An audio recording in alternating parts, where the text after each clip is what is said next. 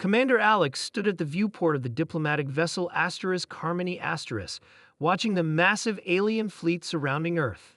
For decades, humans have been the quiet members of the Galactic Council, downplaying their resilience and strength. They were classified as Deathworlders, species that evolved on harsh, dangerous planets, but few aliens understood what that truly meant. "They're demanding our immediate surrender," said Communications Officer Tom, his voice steady despite the gravity of the situation. "The Vex Collective claims we've been harboring biological weapons." Captain Miller nodded grimly. "Those aren't weapons. Those are just us." The Vex had discovered human medical records, learning that humans carried billions of microorganisms that would be lethal to most galactic species.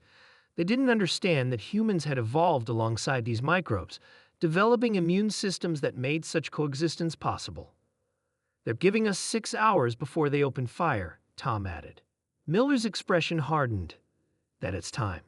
Send the Phoenix Protocol to all human ships and colonies." The Phoenix Protocol was something humans had hoped never to use, authorization to stop pretending they were just another spacefaring species. On the Vex flagship, Admiral Krax watched Earth with compound eyes that revealed no emotion. His exoskeleton gleamed under the ship's lights as he addressed his war council. "The humans will surrender. Their world is surrounded, their defense is minimal." His second-in-command, Officer Zill, wasn't so certain.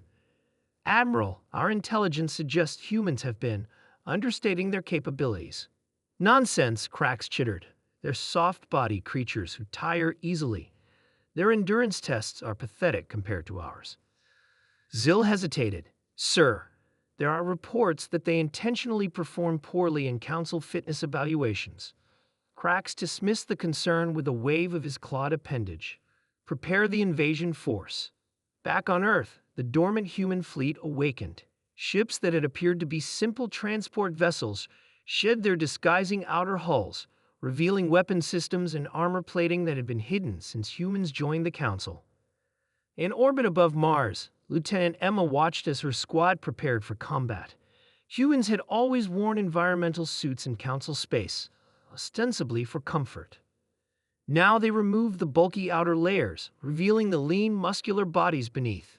"Remember," Emma told her Marines, "most species tire after 15 minutes of sustained activity." They'd never seen humans operating at full capacity. A young soldier named James asked, "Are we really that different?" The veteran beside him, Sergeant Ray, grinned. "Kid, most species evolved on worlds with less gravity, less environmental pressure. They can't believe we sleep 8 hours a day and consider that restful. They think we're exaggerating or lying." "What about our weapons?" James asked. "We've been using Council standard equipment," Emma explained. "Today, we show them what human engineers have been quietly developing." The first Vex boarding parties breached the outer human defense station, expecting minimal resistance. They encountered empty corridors and disabled systems. "The cowards have abandoned their posts," the Vex commander reported. Then the lights went out. In the darkness, the Vex soldiers activated their heat sensors. What they saw terrified them. Humans moving impossibly fast, their body temperatures elevated far beyond what any Council species could survive. They weren't wearing protective gear, just light combat suits that left their alarming musculature visible. The humans didn't tire, they didn't slow, and most frighteningly, they didn't stop when injured. Admiral Krax received increasingly panicked reports from his boarding parties. "They're throwing themselves and our weapons," one soldier chittered. "One took 3 direct hits and kept advancing." Another transmission, "They can see in the dark, and they're so fast." The transmission cut off. Zill approached nervously. "Admiral, we're receiving similar reports from all boarding parties. And the human ships, they're changing." On the view screen, the seemingly lightweight human vessels were transforming, armor plating extending, weapon systems emerging from hidden compartments. "Impossible," Krax whispered. A communications officer interrupted. "Admiral, we're receiving a transmission from the human commander."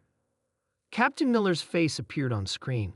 Unlike earlier diplomatic exchanges, he wasn't wearing an environmental suit. His exposed skin, showing scars from previous battles, shocked the Vex officers. "This is your only warning," Miller said calmly. "You've misunderstood what Deathworlder means. We didn't evolve to hide from our planet's dangers.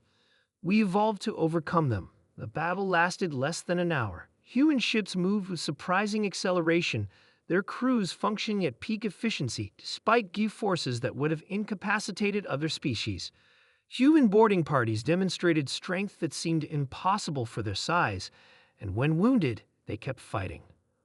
On the Vex flagship, Admiral Krax watched in horror as humans breached his command deck.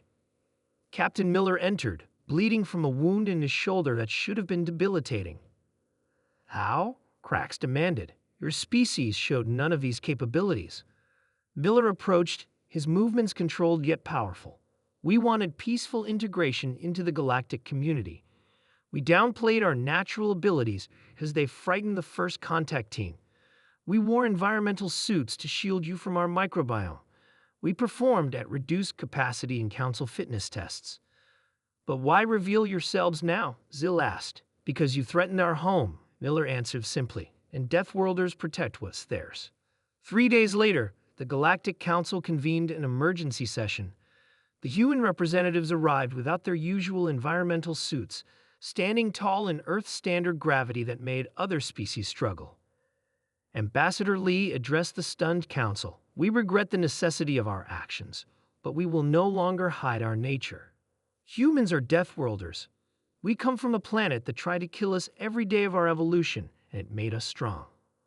Looking around at the assembled representatives, Lee added, "We still desire peace. But now you understand. Threatening Earth means facing humans as we truly are."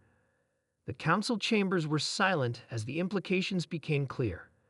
Humans hadn't needed protection from the galaxy. The galaxy had been protected from them.